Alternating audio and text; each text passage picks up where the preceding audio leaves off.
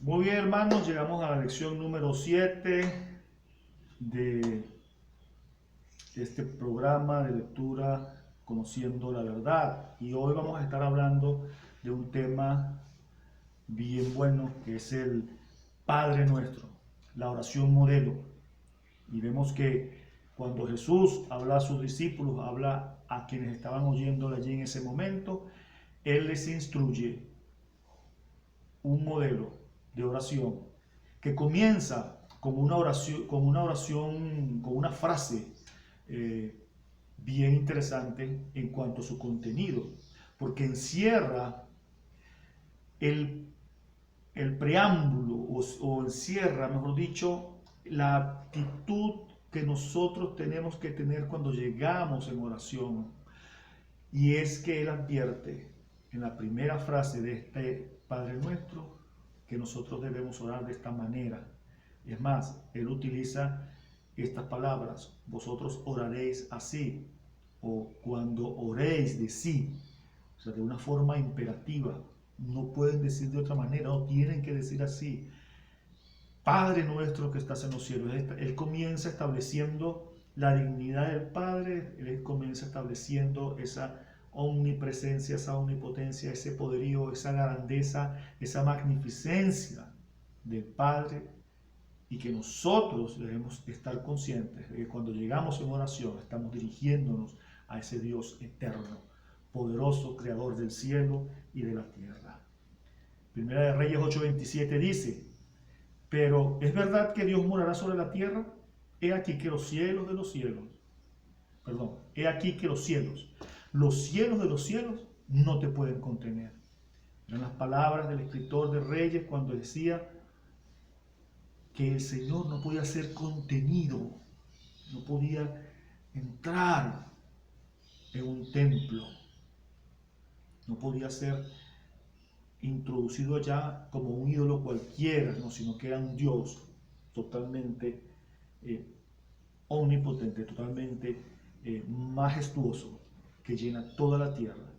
Y por tanto entonces nosotros debemos recurrir a Él en oración, viendo y teniendo muy en cuenta esa característica.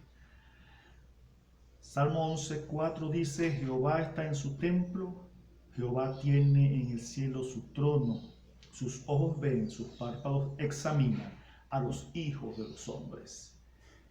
A pesar de que el Señor en su grandeza y en su poderío, que llena toda la tierra, que llena todo el universo, que no hay rincón del todo el universo donde no esté su presencia, Él se digna a mirar a los hombres y por gracia nos entrega ese don de que Él nos oye, que Él está atento a lo que podamos nosotros decirle.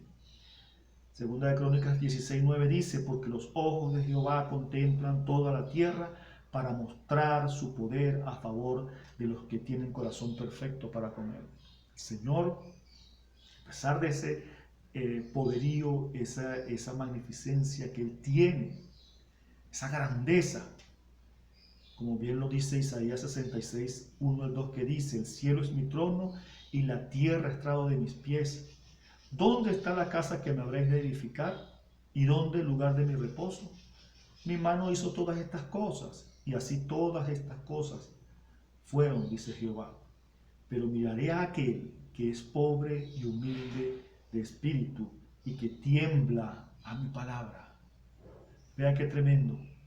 Vean las características que tiene que tener el hombre que quiere ser oído por el Señor, que cuyas oraciones suban hasta su trono. Él dice: miraré a aquel que es pobre y humilde de espíritu. ¿Recuerdan las bienaventuranzas? Bienaventurados los pobres de espíritu, porque de ellos es el reino de los cielos. Bueno, fíjense, el mismo Señor aquí diciendo, el Padre diciendo: miraré a aquel que es pobre y humilde de espíritu, y que tiembla, ¿a qué? A mi palabra, a lo que está escrito en su palabra. El que tiembla, el que teme su palabra, ese va a ser oído por el Señor. Entonces, cuando nosotros llegamos y decimos: Padre nuestro que estás en los cielos, estamos hablando a un Dios grandioso, al único y sabio Dios, que llena todo, pero que nos va a oír si nosotros tenemos temor por su palabra. Y tenemos su palabra escrita y tenemos ese gran privilegio de tenerla y poderla disfrutar y poderla leer. Y no solo debemos quedarnos en leer, sino en hacer la vida en nuestra vida.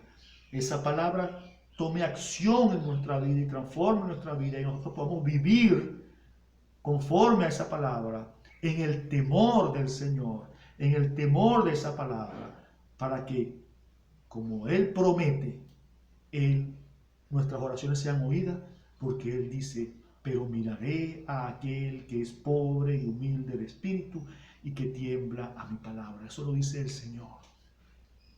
Entonces, cuando lleguemos ante el Señor, cuando vayamos a orar y digamos: Padre nuestro que estás en los cielos, sabemos que estamos orando a un Dios extraordinario. Estamos orando al Señor Jesús, que está a la diestra del Padre. Estamos orando a su Espíritu. Estamos orándole a Dios, hablando con Él, con ese Dios magnífico que no miente y que ha prometido que sus oídos estarán prestos a aquellos que temen a su palabra, que hacen su palabra. En segundo lugar, el Señor les dice: santificado sea tu nombre. Santificar el nombre del Señor. En el Antiguo Testamento, la palabra santificar está escrita en hebreo, con un término que se pronuncia kadash. El significado de esta palabra es ser santo, es un acto por el cual las personas o las cosas se apartaban especialmente para el uso de Dios, para el culto a Dios. O sea, no era cualquier cosa. Cuando nosotros decimos santificado sea tu nombre, no es que solamente estamos rindiendo pleitesía al nombre del Señor, sino que nuestras vidas deben santificar a ese nombre. Nuestro testimonio, nuestro andar, nuestro proceder debe ser una conducta que honre ese nombre. Este sentido de santificación demuestra una idea de que Dios es glorificado en la conducta del pueblo. Fíjense que en muchas partes del Antiguo Testamento dice: yo me gloriaré en él y yo me glorificaré en este pueblo. O sea, esa conducta que debía observar el pueblo de Israel era una conducta que debía santificar, que debía glorificar, que debía dar gloria y honra a ese nombre, a ese Dios. Entonces, esa palabra también tiene que ver mucho con reconocer la santidad única y verdadera fuente de verdad que es Dios. También significa que se honra a Dios a través del respeto de su ley, de su palabra. También tenía mucho que ver con el hecho de demostrar la santidad del Señor a través de la conducta de ¿quién? De los que eran escogidos por Él. Y el pueblo de Israel era el pueblo escogido de Él. ¿Y quién es el nuevo Israel ahora? Somos nosotros, el nuevo Israel de Dios. Cuando el Señor Jesús estaba diciéndole a los oyentes allí que debían decir: santificado sea tu nombre, no solamente estaban diciendo, glorificando el nombre de Él, sino diciendo que como sus seguidores teníamos que dar santidad, teníamos que dar gloria a ese nombre. Entonces es allí donde nosotros debemos tener pendiente, cuidado, atención. Ahí cuando digamos santificado sea tu nombre, esto tiene que ver con esto.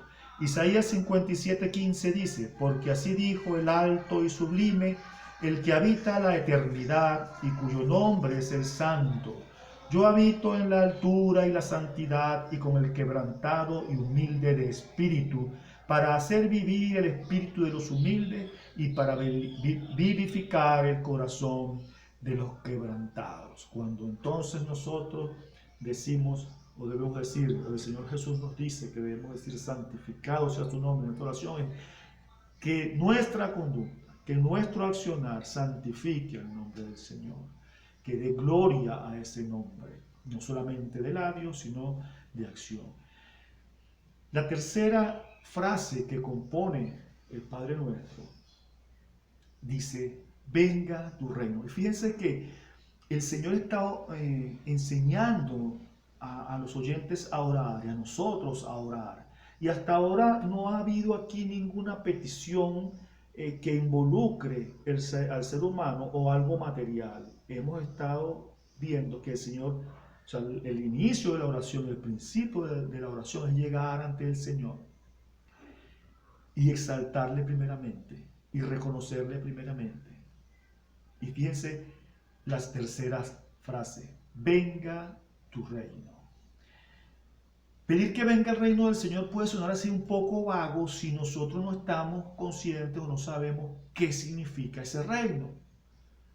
Y bueno, el reino del Señor es un reino que se nos ha prometido a los que íbamos a creer en Él o a los que creemos en Él, desde la fundación del mundo, o sea, desde antes de la fundación del mundo, ya ese reino estaba destinado para cada uno de nosotros. Entonces, hay características, en el Evangelio conseguimos muchas características de este reino, y que las vamos a ver para que tengamos una idea de lo que es el reino de los cielos. Y en la palabra del Señor conseguimos mucha información al respecto. Y podemos ver que el reino de los cielos, para llegar a él hay que nacer de nuevo. Es un reino donde se nos exige un comportamiento digno de ese reino.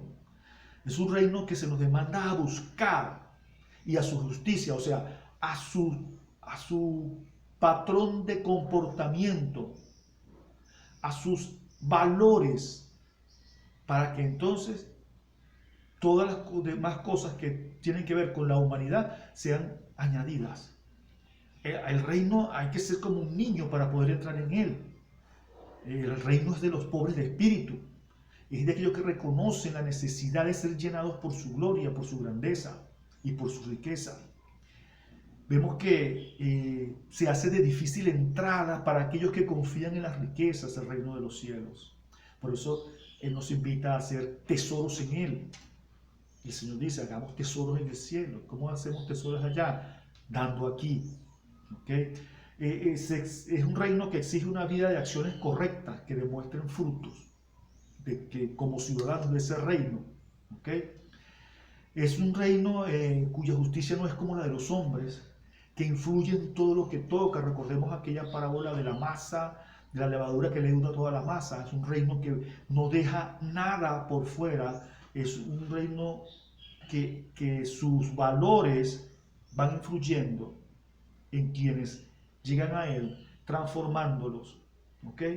Entonces, cuando el Señor nos dice que oremos pidiendo, venga tu reino, estamos pidiendo que los hombres puedan tener el conocimiento de cómo es ese reino y que también puedan apreciar, aunque sea tímidamente, las bondades de ese reino. Cuando pedimos venga tu reino, estamos haciendo una invitación a Dios a estar tangiblemente entre nosotros, entre los hombres. Ahora, ¿cómo está Dios tangiblemente entre los hombres? A través de la acción de su iglesia.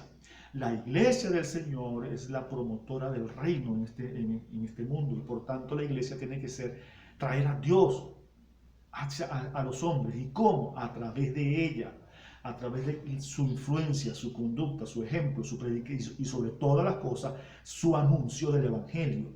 Así trae la iglesia de Dios al reino, a los hombres. Entonces, cuando decimos venga tu reino, estamos diciendo, Señor, estamos dispuestos a establecer ese reino en la tierra, a que tú reines también aquí en la tierra, aunque sea tímidamente, aunque sea como un anuncio. ¿Y por qué lo decimos así? Porque sabemos que esa manifestación plena será cuando Él venga en gloria por todos nosotros. Pero entonces decimos venga tu reino porque es necesario que los hombres experimenten esa bendición del reino. En cuarto lugar, el Señor demanda a que oremos pidiéndole a Dios que se haga su voluntad. Como en el cielo se hace la voluntad, así también se haga en la tierra. Ahora bien, que se haga la voluntad de Dios en la tierra como se hace en el cielo tiene varias particularidades que debemos entender. ¿Para qué? Para que nosotros podamos pedir con total convicción que eso sea así. Porque al pedir que se haga la voluntad de Dios en la tierra, como se hace en el cielo, lo primero que tenemos que saber es que esa voluntad que se cumple en el cielo es absoluta, es total.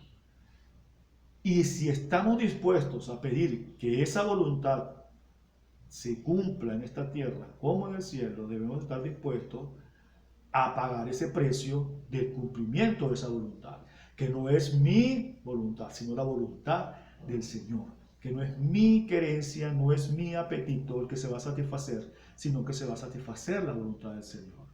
Romanos 12:2 nos dice: no os conforméis a este siglo, sino transformados por medio de la renovación de vuestro entendimiento, para que comprobéis cuál sea la buena voluntad de Dios, agradable y perfecta. Filipenses 2:13 nos dice: porque Dios es el que en vosotros produce así el querer como el hacer, porque por su buena voluntad. Entonces, primariamente debemos ver que esa voluntad que estamos pidiendo que se cumpla, primeramente es buena, es agradable, es perfecta. Ahora, ¿es buena y agradable y perfecta para mi humanidad? Es un poco difícil. Esta voluntad de Dios, buena, agradable y perfecta, es buena en Él y para Él. Esa voluntad de Dios exige que nos transformemos, que no nos adaptemos al mundo, que no nos conformemos a la sociedad, sino que nos transformemos por esa renovación del entendimiento que el Señor nos da para que podamos comprobar esa buena voluntad del Señor, que es agradable y que es perfecta.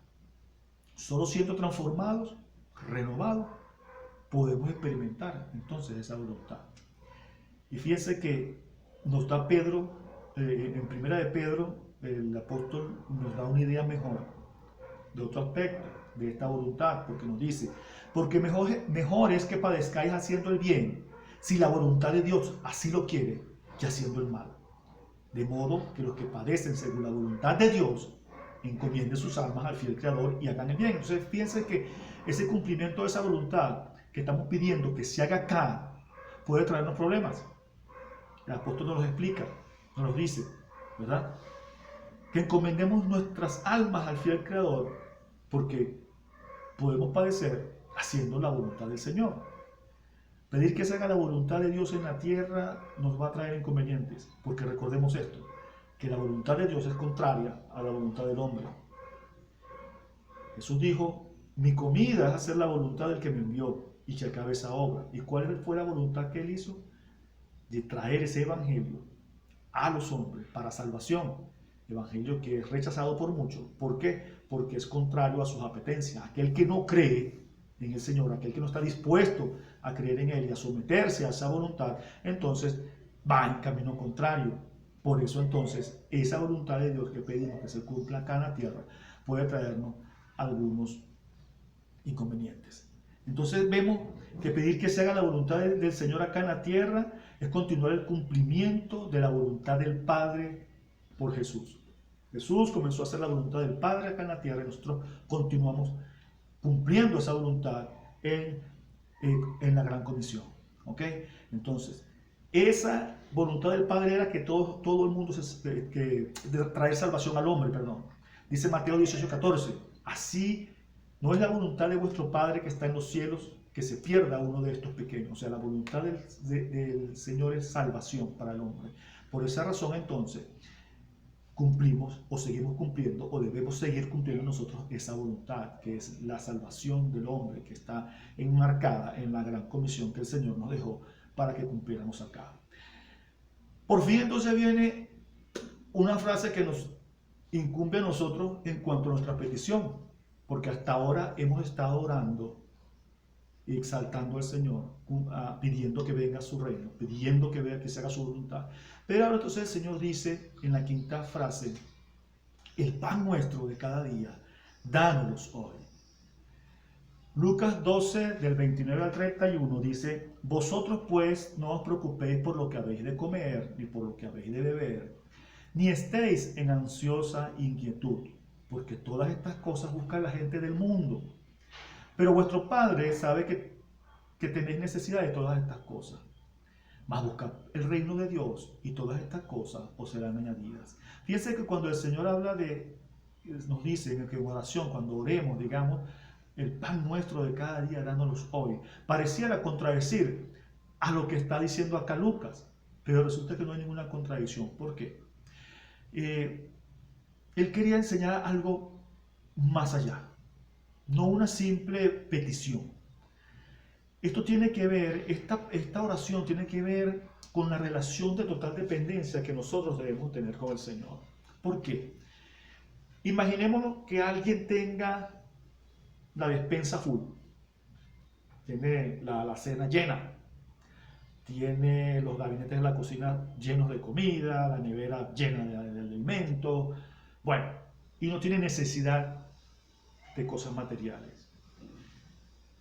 Así y todo, tiene que decir al Señor el pan nuestro de cada día, dándonos hoy. ¿Por qué? Porque esto demuestra y porque esto va a demostrar de que la total dependencia del hombre y de que el Señor quiere que tengamos hacia Él sea una realidad en nuestra vida.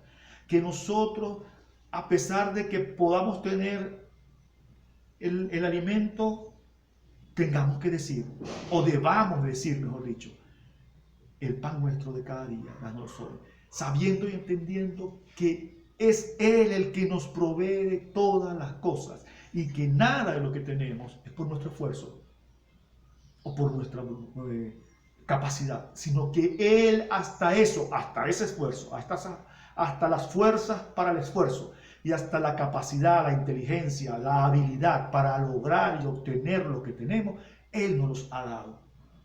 Por eso entonces Él nos manda a que oremos el pan nuestro de cada día, dánoslos hoy. También vamos a aprender con este principio lo siguiente. Fíjense que Él dice, el pan nuestro de cada día, dándolos hoy. No dámelo para la semana, no dámelo para un mes, no, dámelo hoy. Para que demostremos con nuestra confianza de que estamos pidiendo para el día de hoy, que sabemos que para el día de mañana, cuando pidamos, Él nos va a proveer para el día de mañana. Es muy común, ¿verdad? Ver, por eso existen las neveras, las despensas, para acumular las cosas y que no se dañen, previendo de que en el futuro, de que en los días por venir, puedan las cosas estar bien para ser consumidas. Por eso guardamos.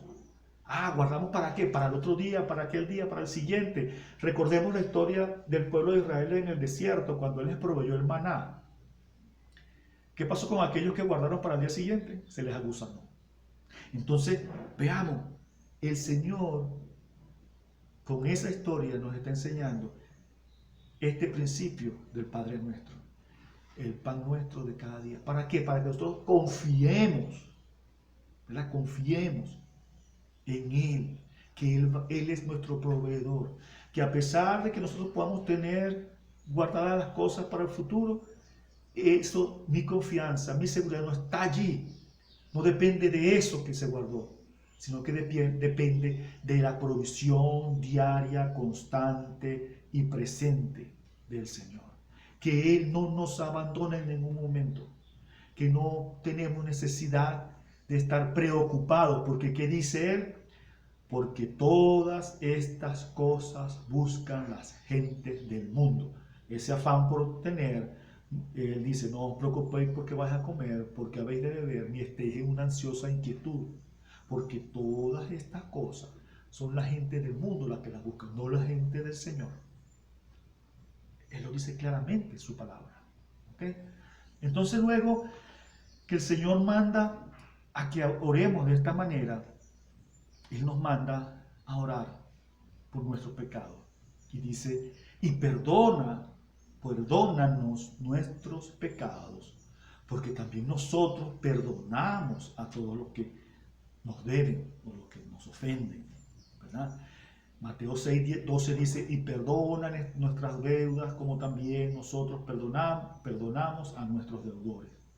¿Y qué son estas deudas que nosotros perdonamos? ¿Cuándo adquirimos nosotros estas deudas? Resulta que en los inicios de la humanidad, el hombre, desde los inicios de la humanidad, el hombre está en deuda con el Señor. ¿Por qué? Por esa condición de pecado con la cual nace. Entonces, esa deuda impagable, porque una deuda impagable de pecado, Jesús la pagó en la cruz. Entonces, a nosotros se nos ha sido saldada una deuda.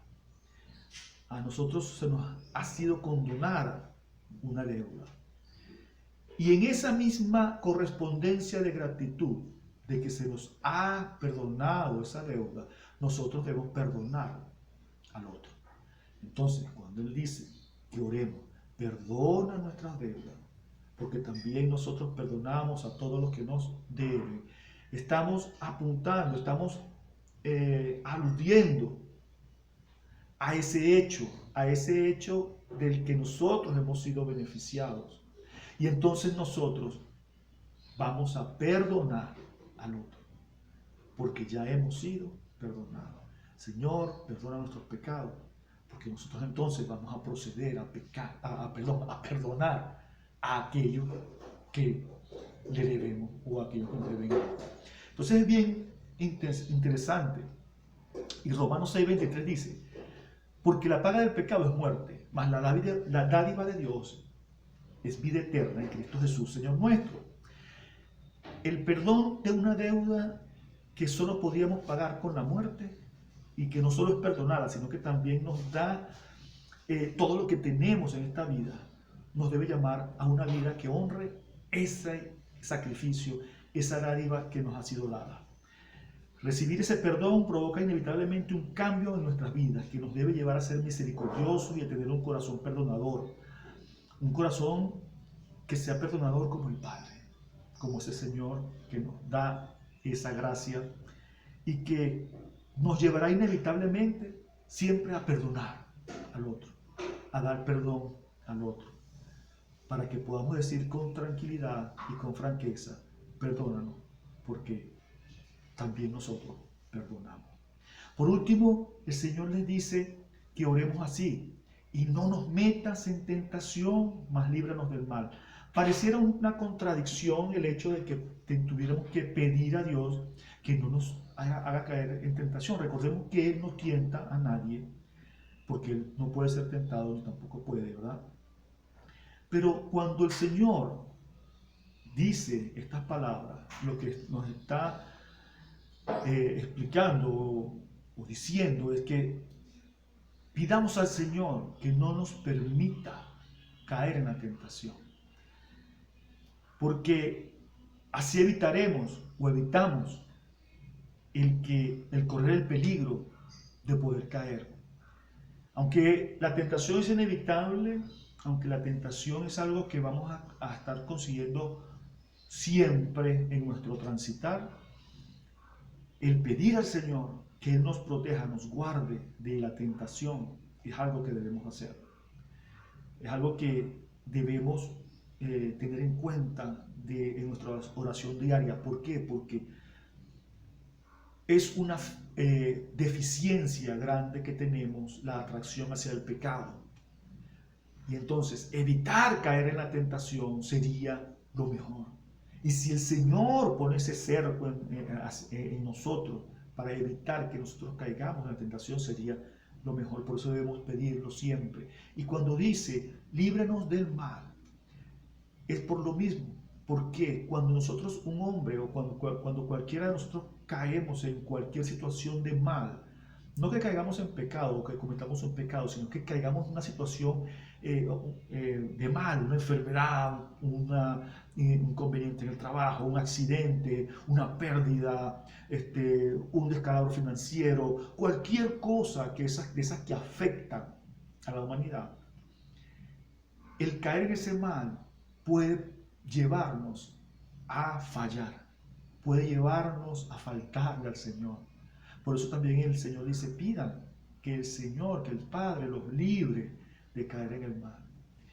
Que si Él permite por su santa soberanía que pase algo en nosotros, recordemos que para los que aman a Dios, todas las cosas le ayudan a bien. Hay ese consuelo, hay esa seguridad. ¿Okay? Pero que de todo lo demás pueda el Señor librarnos, pueda el Señor guardarnos y poder entonces orar nosotros y decirle con toda seguridad, no nos metas en tentación, mas líbranos del mal. Vemos que entonces este modelo de oración que el Señor nos deja acá nos da una orientación a cómo debemos orar, al porqué de nuestras oraciones. Y una de las cosas más significativas es que no es una oración como muchas veces estamos acostumbrados, que pareciera una lista de mercado: Señor, esto, dame esto, dame esto, dame esto, dame esto, dame esto. Gracias, Señor, amén. Muy contrario a esa idea es lo que el Señor mismo enseñó en el Padre Nuestro. Es una guía de vida, de compromiso con el Señor. La oración entonces nos orienta y nos lleva a eso, a una vida de compromiso y de entrega total al Señor, a una vida de compromiso, de entrega y de dependencia total al Señor. A eso nos lleva esa oración modelo, y esa oración debemos seguirla. El Señor nos bendiga y nos vemos en la próxima oportunidad.